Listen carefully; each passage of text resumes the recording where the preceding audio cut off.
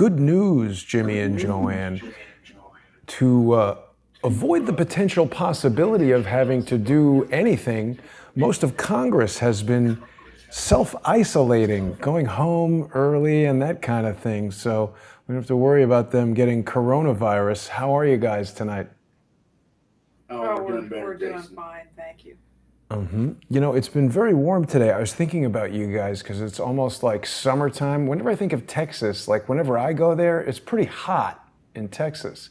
And it was like Yeah, 70 degrees in New York today, despite being the beginning of March. It's real mild here. We can leave the doors open, finally get some fresh air and stuff. You don't get to push out a little bit of the mold that's in this house, but it's real. We've had 3 or 4 really nice days, rain, and then nice cool weather, so it's pleasant for a change. Yeah. yeah, And the humidity's not bad right now, which makes a big difference here. hmm and Jason, we had we've got a big show coming up for the Patreon, and we need to stretch this hour into about 2 or 3 hours because we could really spend an hour or so on some of the things about Libya that we love that nobody knows about. One of them is the pyramids in Libya that nobody's ever talked about. It's one of the greatest tourist attractions nobody's ever heard of. They're 3,000 or more years old. There's more than 20 of them in the southwest portion of Libya. A really unique thing, and nobody's ever heard of it. And that they're very near. There's a chain of Ubari. about how many 200 lakes or something. I don't know how many lakes, but Yeah, Ubari Lakes or this yeah. near Ubari. There's a map that I gave you that. So that's something everybody should be interested in. It's a great unknown tourist area, a really beautiful area. Yeah, not many tourists go Yeah, there. nobody knows about it. I'm not it's sure. I think you have to camp if you go there. I don't think they have any hotels. Yeah. It's Well, out in wow. the South Desert. It's yeah, it's west of Sabah, yeah.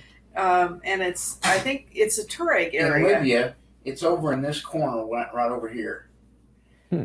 and that's very near the area where the French have been stealing gold since 2011. They put an air base in over there, and they've been exploiting a gold reservoir that nobody had exploited ever, and they've been flying out Well, plane loads of gold concentrates since 2011. we So met the first ever minister of minerals, if you will, or yeah, whatever he was. I think it was in 2009, and he showed us the map of what they knew as far as minerals in Libya, and they have a huge amount. Just recently, last week, one of the ministers, I can't remember if it was with the Tripoli Muslim Brotherhood illegal government or with the real government, the House of Representatives, but they said in the future it looks like probably the gold and whatever, all the assets of Libya, iron ore and stuff in the ground, not oil, will probably be worth more than the oil. yeah. They're Wow. knowing that. They're starting to know that To now. tell you how much the Libyans accepted us way back there in 2011, they instructed the minister of assets, internal assets outside of oil and gas. They instructed him to turn over all of their charts and all their records and everything to us to see if there was anything in there we wanted to help them exploit. They have a huge iron ore deposit that's got the highest concentration of iron I've ever seen, at over 55%. They've got pure silica in several areas. They've got huge amounts of bauxite, which is, of course, what you make aluminum out of. Gold and silver. Gold and silver and platinum. You can't imagine the amount of in situ assets that Libya has. So, it's quite a unique place, and That's part of our so show. that's the good. We got a 3-part show. It's going to be the good, the bad, and the ugly. The middle part of the show is about how Erdogan and his Terrorists. terrorists are continuing to try to invade Libya, in spite of all the rhetoric we're getting from other countries, how this has to be stopped. France said they were going to move a battleship into the Mediterranean. That hadn't happened yet. The Greeks have put provisions in place to try to maintain control of their seaports and everything. The European Union is Yeah. saying they have an agreement to put ships and Mhm. planes to watch Erdogan, to stop him from bringing these terrorist mercenaries into Libya, and the drones and all the weapons and stuff he's bringing in. We also You know, have proof, as we've been saying for years, that Erdogan was given the imprimatur of all the bad guys deep state, Khazarian mafia, United States, UN, NATO, for him to establish reestablish the Ottoman Empire. We've been saying that forever. And finally, in a statement he made yesterday or the day before, he admitted the 6th or 7th of March. He admitted he was given the right to do that. Yeah, he says, I'm doing what I was promised. So, everything we've been saying for years, Who every promised day him something that? else proves up what he doesn't say who promised, but it's pretty obvious who promised him. Who is he working for? NATO established military center in Turkey, and moved in huge amounts of weapons and everything into Turkey. And so Turkey has been the stepping off point for all military activities of NATO in that entire region. The good news is he was going to just absolutely cause a huge amount of mess in Idlib, and he went to, I think he was called into Moscow to speak to he demanded Putin come to Turkey. Yeah, and Putin didn't go. So Putin didn't go, and they ended up meeting in Russia, and we've got a copy of that interview with English translations on it. And also, I want everybody to really pay attention to that, because it shows what an absolute Putin is playing three-dimensional chess, and all the rest of the world leaders are playing checkers. Yeah. And he is a master.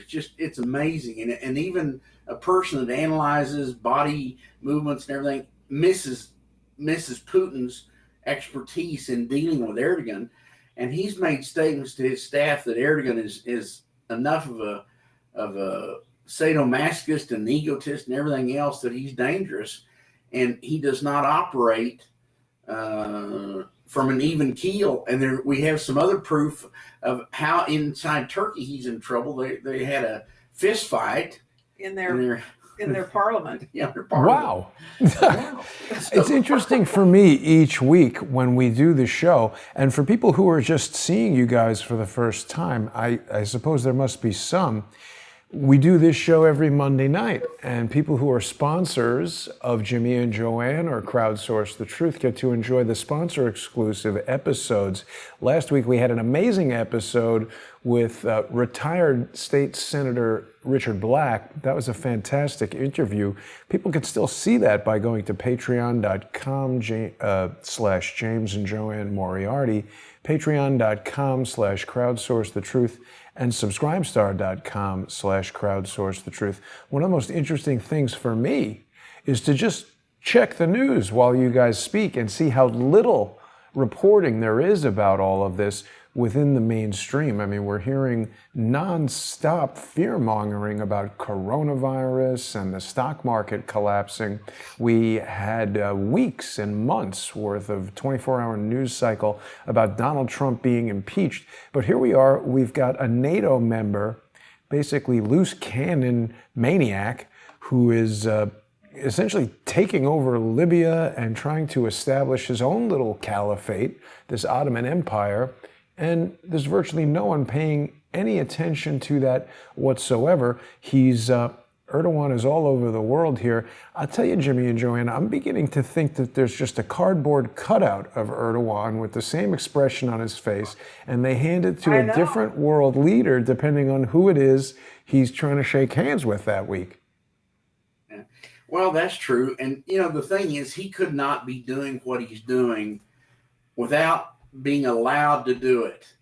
And he's absolutely the puppet. He's the mad dog attack implement for the Khazarian mafia. He is doing Trump's beck and call work in Syria, trying to help the U.S. maintain ownership. Well, I'm not sure that's Trump. It's whoever's behind Trump. Trump. I keep saying Trump, but I'm guilty. Trump's told what to do, and so the oil fields in Syria. And we'll get into the economic. I've got a real deep, in-depth economic analysis. As you know, we've been telling everybody, look at the real market indices to find out what the markets are doing. We've been telling everybody this crash is happening. It's about to be upon us, and it is now showing up. And there's more proof of that, and the collapse of the oil markets and all this stuff. Putin's responsible for a lot of that, but all these phony indices. That picture looks like a cutout from both guys. Right. Yeah. Exactly. You could go to Disneyland and take a picture with these guys. Standing there. Yeah. The Universal Studios tour. Yeah. Exactly. Madame Putin put Tussaud. Erdogan in his place. He absolutely put him. They sugarcoated it so it didn't look like he surrendered, but he did not give Erdogan anything. In fact, he made Erdogan agree to a ceasefire in Idlib. Yeah. Oh, and in the Trump video, did. you'll see how just livid Erdogan is in their interview that just happened in Moscow. But all this ties into the collapse of the world markets, and I've really got an in-depth, detailed dissertation about that. I want everybody to pay really. That's the ugly part of the show. But Jimmy, isn't it the coronavirus news that's driving everybody crazy? I mean, it seems to me if you spend 3 weeks filling the newspapers and the internet and the cable news with information, oh, you better not go outside, you better not buy things, the stock market's collapsing, then everybody says, oh, it's collapsing, and it collapses. There's a run on toilet paper. But Jason, you remember I said it was my opinion. I wanted everybody to consider that the coronavirus may be the excuse that's going to be put forward for all the markets collapsing, and that's exactly what's happening. Yeah. And the markets are absolutely collapsing. The phony dollar, the Fed. I was told earlier today that they had injected $300 billion into banks today because the markets yesterday were collapsing so fast. The U.S. markets were collapsing even though they weren't open. Oil got down to $30 a barrel yesterday. 29. Yeah, it's at 31. You could watch now. it every click. It would go down, down, down, down. And when the Brent and the regular oil are at the same price, that means oil's not worth anything. The market opened at I think 16 or 1800 down. Yeah. So these are effects of the phony dollar. And I was told also that the amount of phony debt is up to 1.5 quintillion. That's the phony debt owned by the world of the Khazarian mafia. Well, they're in a panic now, and Russia has them. Putin has them because he's not gonna agree with OPEC. He said no to OPEC, and that's why the oil is going, and the dollar, the petrodollar, cannot hold it. I mean, there's nobody to. We're going to talk about this, Jason, but it lines it all out in our thing. We line it all out. It's very understandable when you see it. Why and how the petrodollar is dead, why the markets are collapsing, and how the phony dollar is still upholding the phony markets and trying to downgrade the hard asset. That's markets. That's not really true. There, what they said. It's not that's not surprising because look who's writing it. Yeah, I know. It's not a standoff. It's just that Russia said no.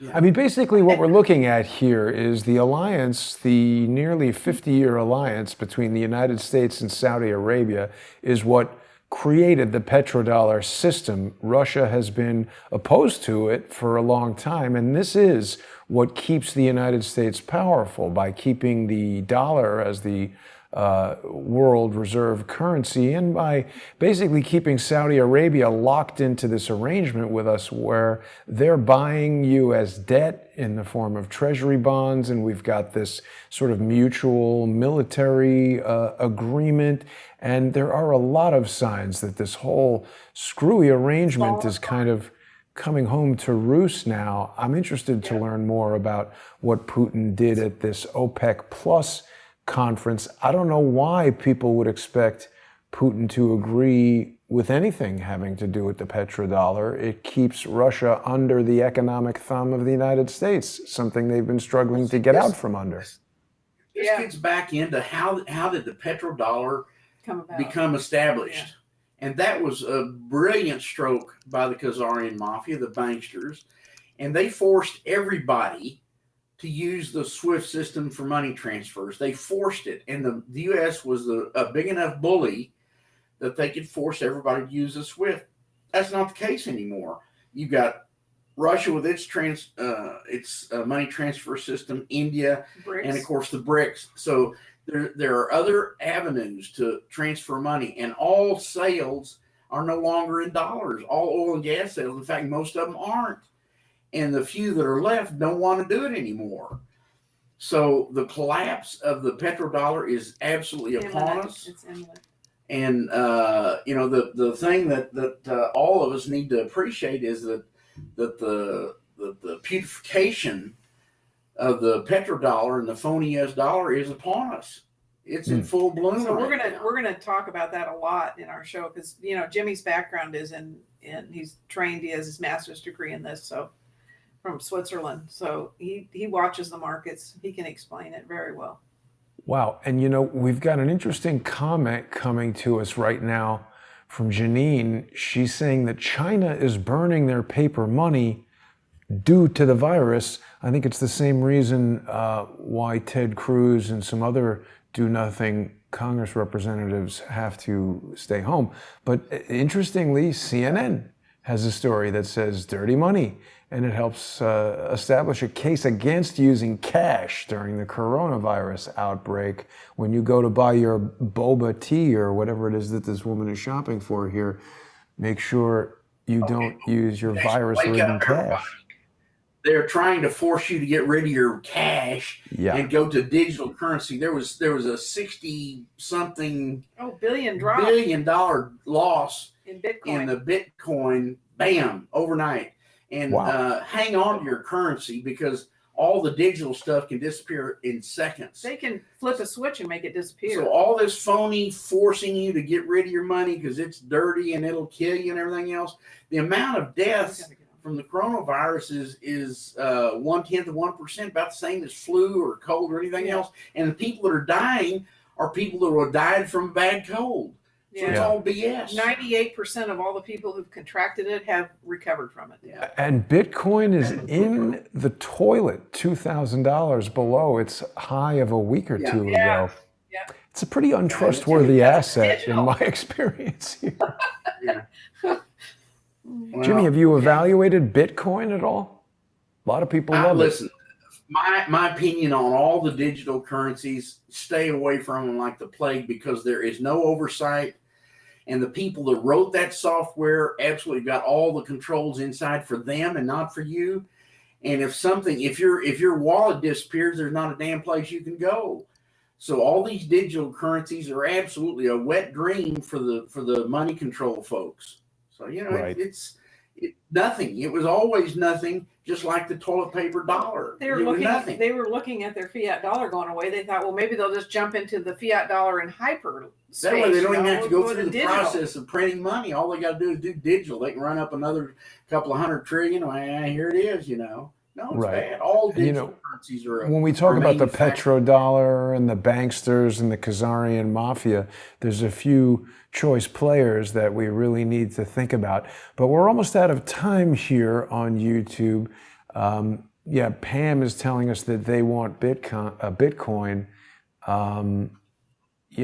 It does seem, it's not clear to me that Bitcoin is this amazing, liberating thing that's going to free people from fiat currency. There were a lot of people pushing it on YouTube who, as time has progressed, I've come to not trust. So it causes me to wonder if Bitcoin is a good thing or a bad thing. Hard to say.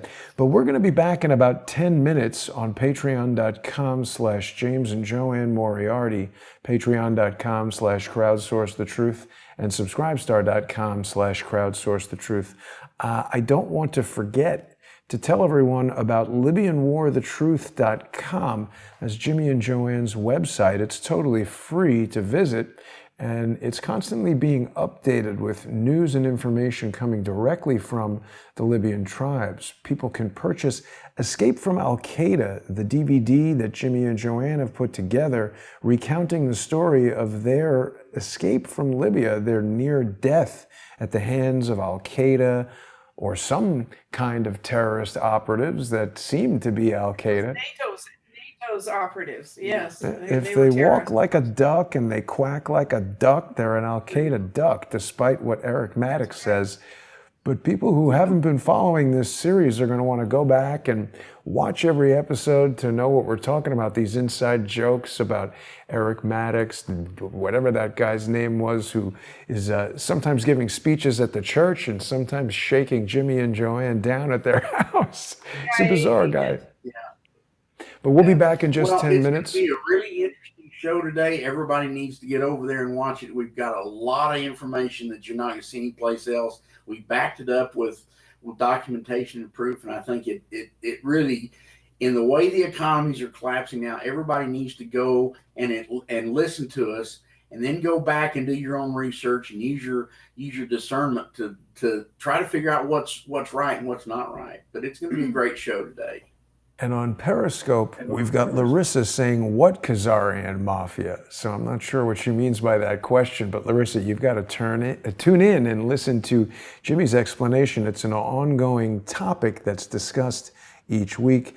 So with that, we're going to wish everybody a pleasant evening here on YouTube and make our way over to the sponsor exclusive segment of the show. We'll see everybody there. Thanks for watching.